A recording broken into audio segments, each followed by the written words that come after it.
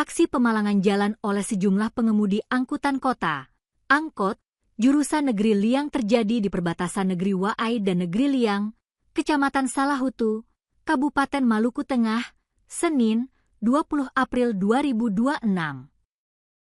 Insiden ini sempat melumpuhkan total arus lalu lintas di ruas strategis Ambon, Liang.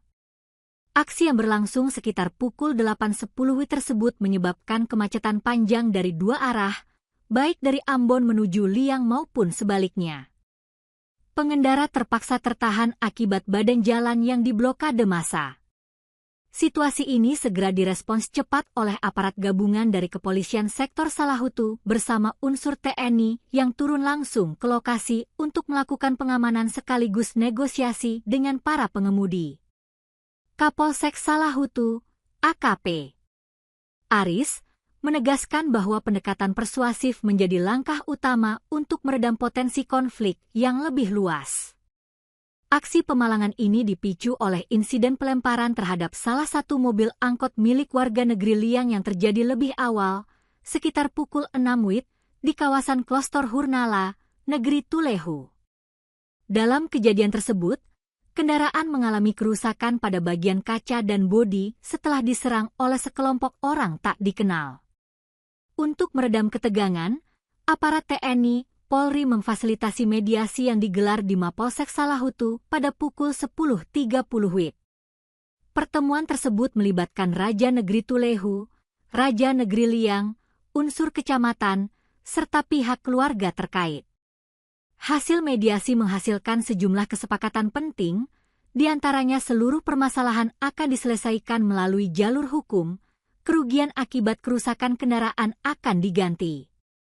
Serta kedua pihak sepakat untuk tidak mengulangi aksi pemalangan maupun tindakan kekerasan.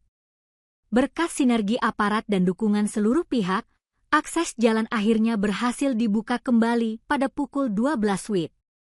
Arus lalu lintas pun berangsur normal setelah sempat lumpuh selama beberapa jam.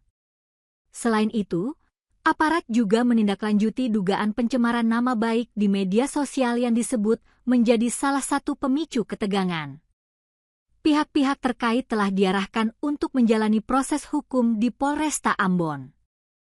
Kapolsek mengimbau masyarakat untuk tetap menjaga ketertiban, tidak mudah terprovokasi, serta menyerahkan setiap persoalan kepada aparat penegak hukum guna menjaga stabilitas keamanan di wilayah Maluku tetap kondusif.